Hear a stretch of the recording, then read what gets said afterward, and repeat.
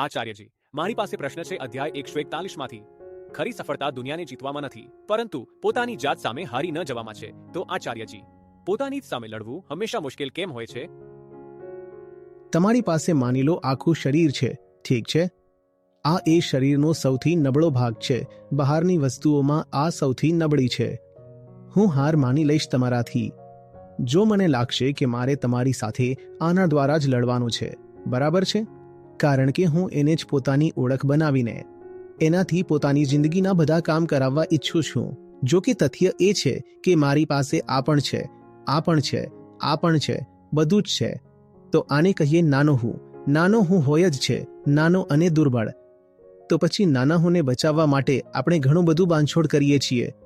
જ્યારે જે મોટો હું છે, જે તમે ખરેખર છો, ઠીક છે, તે એટલો નાજુક નથી હોતો કે સહેલાઈથી તૂટી જાય.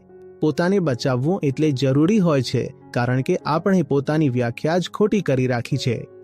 આપણે પોતાને આ બનાવી રાખ્યું છે, બસ. જો કે આપણે આ બધું છીએ. પોતાની જાતને નાની એવી સમજશો તો ઝૂકવું પડશે ને, અને દુઃખ પણ લાગશે અને હાર પણ થશે. આચાર્યજી, તે એકાગ્ર કેમ નથી થઈ શકતા? મતલબ અમે યોગ્ય કામ નથી થઈ શકતું.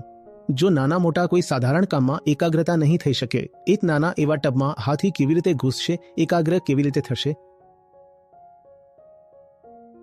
શું વાસ્તવિકતા જાતે જ પ્રગટ થશે? તમે એ નાના ટબને જુઓ છો.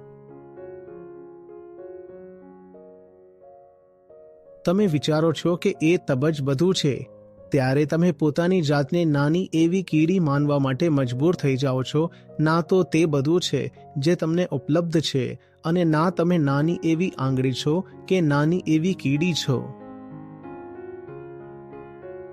સીમાઓને સન્માન આપવાનું બંધ કરો.